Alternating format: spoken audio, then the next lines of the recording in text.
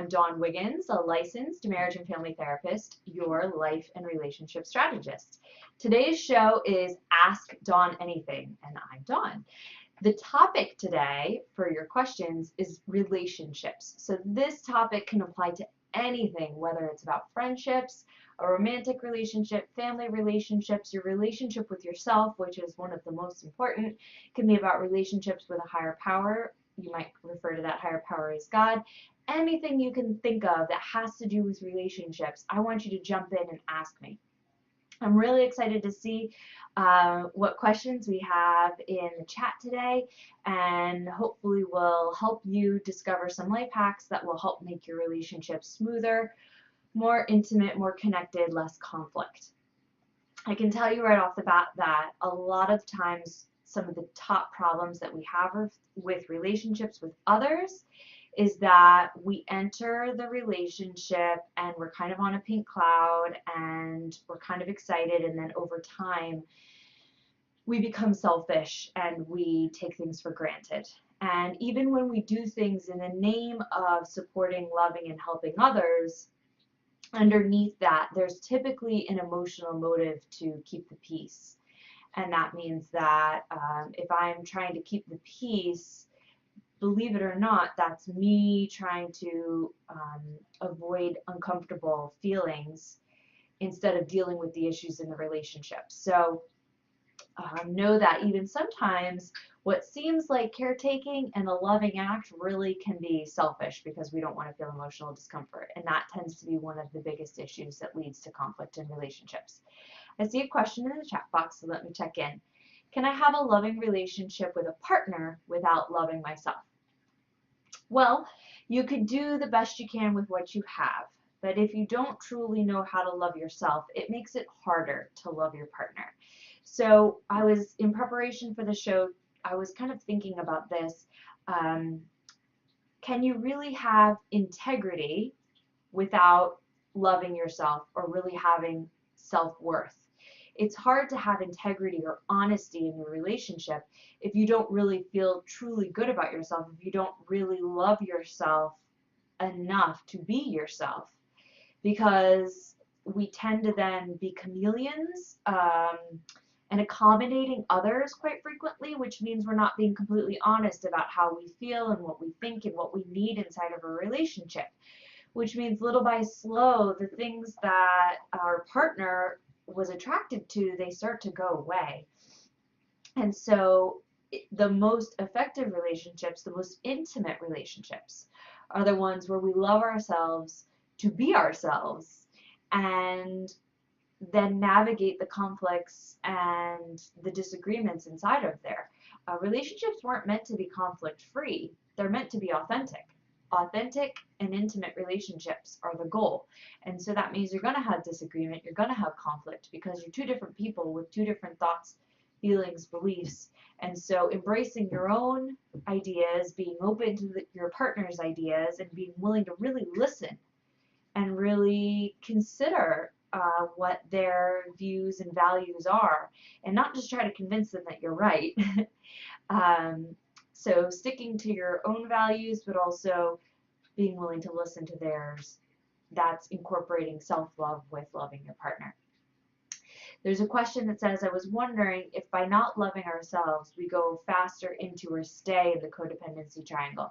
So the codependency triangle is one where, and this develops at such a young age. The codependency triangle is one where we move around three different types of relationship behavior. And those 3 points on the triangle are victim, where we feel like things aren't fair; rescuer, where we feel like we need to fix something for somebody else; and persecutor, where we feel undervalued and we're angry and resentful and we lash out.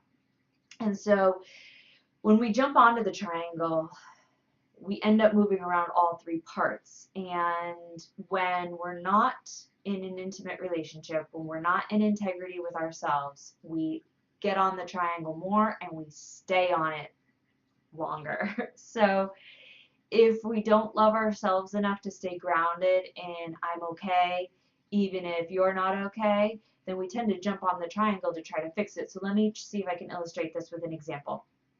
So this weekend, my husband and I had a kind of a stressful weekend, and he was having one day where he just wasn't really, like, little things were irritating him, and that's not normal for him. He's usually like a really easygoing guy, and so I was asking him, like, what's wrong? Like, these little things are really bothering you. And so then he shared with me the little things that were bothering him, and I'm like, well, those are dumb. So he was like, well, you asked me what was bothering me. So if it's not okay for me to tell you, then, like, why bother asking? And so I noticed my need to then, all of a sudden, then I wanted to fix it. Like, okay, I wanted to talk him out of being upset. So I jumped to rescuer, and then I jumped to persecutor, lashing out at him for not validating his opinions. And then I started to cry because I didn't think that his things were as valuable as my things. And so I literally raced around that triangle because I was unnerved by the fact that he was in a bad mood. And so I couldn't tolerate his bad mood, and so I used those codependency triangle points to try to fix it. But it didn't really work. So I had to say, okay, you're right, I'm sorry, you're entitled to your feelings, and I'm kind of overwhelmed too, and let's work it out from there. So I hope that example helps illustrate how when we're not taking care of ourselves, it's really easy to get hooked onto that codependency triangle. There's a question in the chat box, a comment.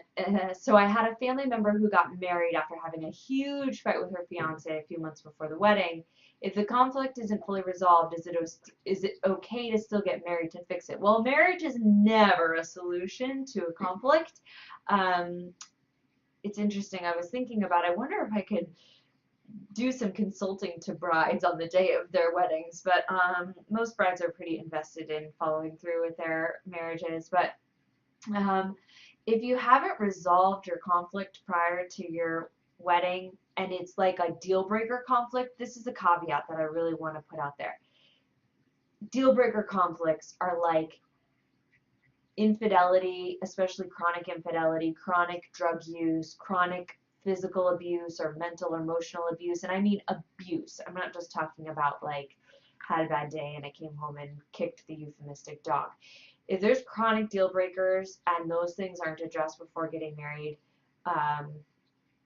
chronic issues of withdrawing love or affection, or saying, well, maybe we should just break up as a go-to to solving the fight, those are things that, unless you can resolve that and probably work with a professional to do that, it's not usually a good idea to follow through with a marriage at that point. Doesn't mean put it off forever, it just means let's push pause until we can concentrate on addressing this issue.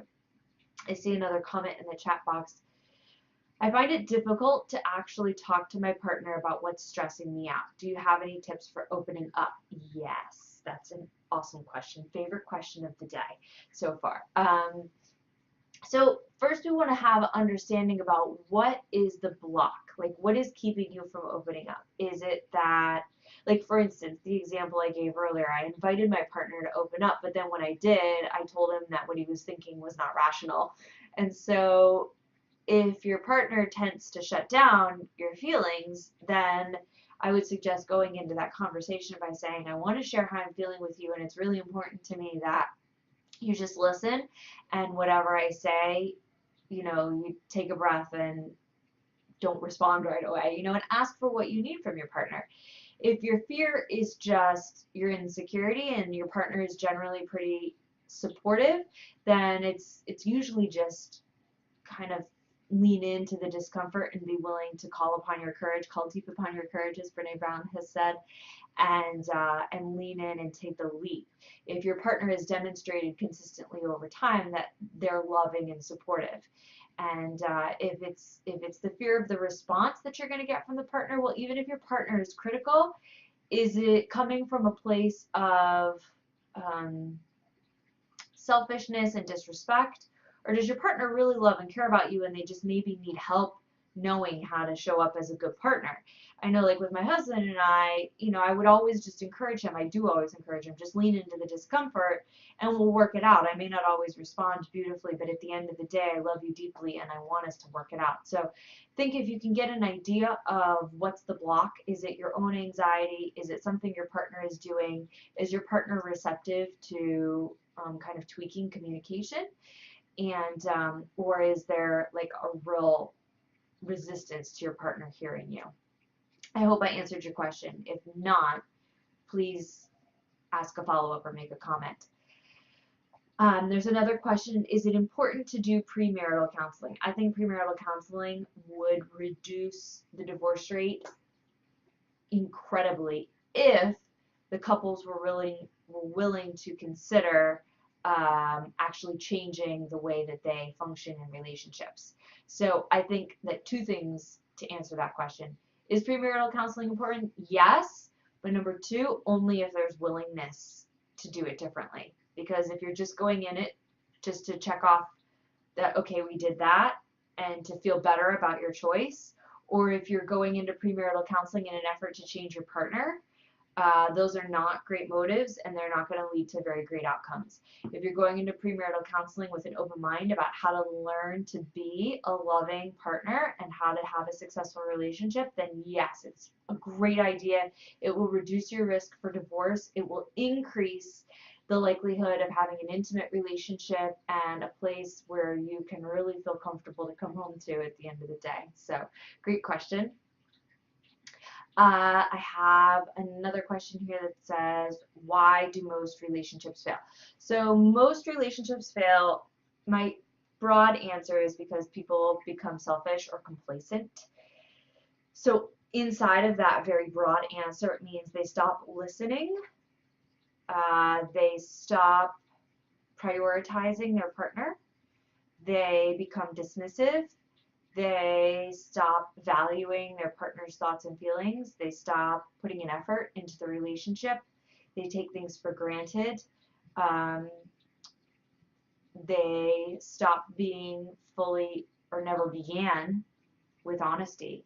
And so then it just gets worse from there, because if you don't learn how to be honest in the beginning, and I mean really rigorously honest in your relationship, like a lot of times relationships start with like dirty little secrets, and then from there the secrets pile on because you have to cover up your cover up, and that typically builds a foundation that just cannot sustain the stress of a relationship. So over time the distance gets wider and the gap gets harder to overcome. And when conflict gets to a point of damaging, meaning you're saying like vicious things to each other and betrayal starts to enter the picture, then it really gets hard to reel it in. So relationships typically fail because you're not prioritizing your partner, you're not taking good care of yourself, there's a lack of intimacy, which means there's a lack of honesty. And those things can be really uncomfortable to switch, because a lot of times to get to intimacy, it means being willing to divulge or disclose a lot of things you've been holding back, and that usually leads to a feeling of betrayal, and then the couple has to repair that feeling of betrayal before they can reach intimacy. So I hope I answered that question. Obviously I'm starting to sound repetitive about honesty, intimacy, and self-care as being, some really important underpinnings of a healthy relationship. What is your best tip for handling conflict in a relationship? Take a deep breath and find a way to calm down before you move on with the communication. And that does not mean shut down or walk away. It means literally take some breaths so that you can de-escalate the amygdala, which is the part of the brain that moves from kind of rational. The amygdala is a part of the limbic system. It's where we process emotions. And when the amygdala gets hijacked, or means overwhelmed by intense feelings of panic or rage, then we're no longer really processing rationally. So you have to find a way to kind of reel your amygdala in and calm down. And if you shut down or if you walk away without saying anything, that's one of the biggest risk factors for damaging your relationship. It's called stonewalling. And so if you can express to your partner, I can tell I'm amygdala hijacked right now, or whatever language works best for you. I can tell I'm really overwhelmed, or I'm wanting to shut down. I need to take a moment just so that I can kind of pull it together and then communicate what it is that you're really feeling. And this is where a lot of people struggle, because when I encourage people in session to tell their partner what they're feeling, they say, I'm feeling like I think you're a jerk. No. If you're feeling that you think your partner is a jerk, then what you're feeling is hurt. So then it really takes practice to learn how to turn your complaint about your partner into a feeling statement. Because when we communicate in a conflict where we attack our partner or we criticize our partner, then they're defensive and then they get amygdala hijacked, and now you're no longer communicating. So it's like a total cliche for a therapist to suggest I feel statements, but it's so important because it helps your partner to not be defensive and to be able to feel open to the communication. So calming down, using those I feel statements, learning how to do it, and not I feel like you're a jerk. That's not a feeling. And recognizing if you do that. I hope I answered your question.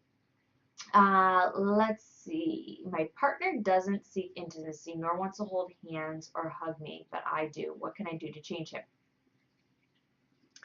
So intimacy, there are a lot of different types of intimacy, and physical intimacy is only one type of intimacy. So it's really important to go into this by recognizing what you want. You want more physical intimacy.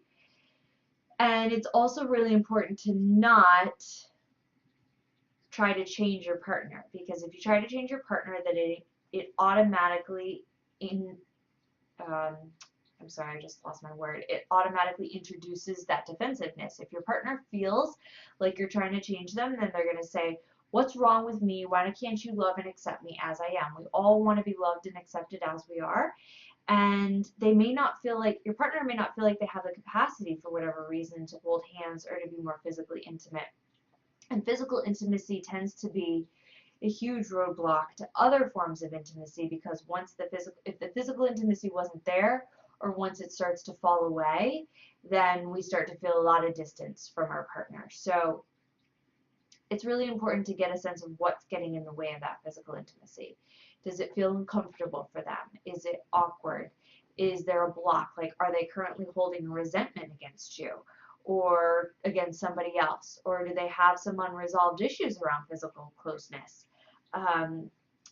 And so it's really sometimes important to say, okay, I have this want and this need, but I'm going to set it aside and try to be supportive of my partner and find out what they need before I insist on what I need. And I know that that may sound counter to me constantly encouraging you to take care of yourself, but sometimes in relationships, we really have to be willing to take care of ourselves in other ways. For instance, if you need physical intimacy, then be willing to ask for hugs from friends and loved ones. Be willing to go get a massage, or be willing to get your need for physical closeness in other ways, not by having sex with other people. That's not what I'm saying. But get your needs met, take care of yourself, but then also be willing to be a partner. And partner doesn't mean change you. Partner doesn't mean, it means showing up to support you.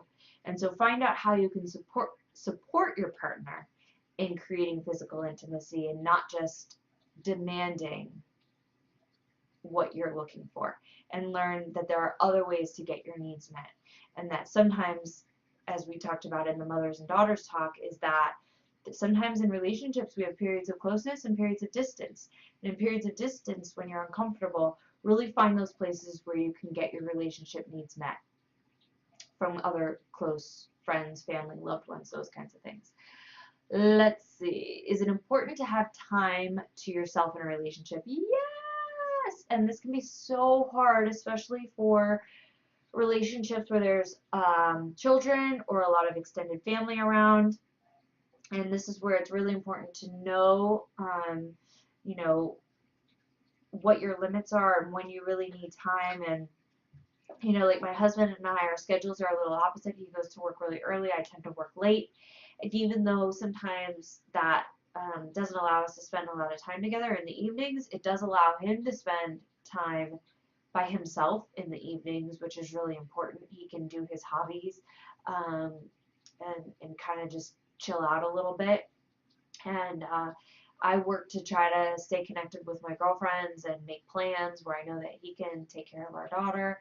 And then it's also important for us to have time just for ourselves and to take a break. And we do have really great family that do um, take our daughter overnight so that we can have a night for ourselves, those kinds of things. So finding a way, just finding a way, whether it's hiring a sitter so that you can go get a pedicure or go to your workout class, or supporting your partner and having some time to themselves. I know sometimes this becomes an issue because jealousy can get involved. Like, no, don't spend time with the guys. No, don't go spend time with the girls. I want you to be here with me. That can really become poisonous in the relationship if you don't let your partner have their space. Let's see, couple more questions.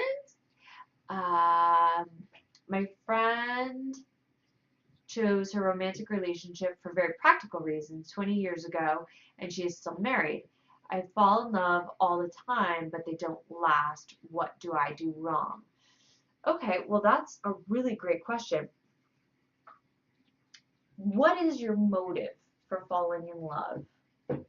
And this is a really complex question, but is your motive to be rescued, meaning that you don't want to be alone, or you have fears of financial security long term, or that you have this idea of wanting a family or where you thought you'd be by a certain age?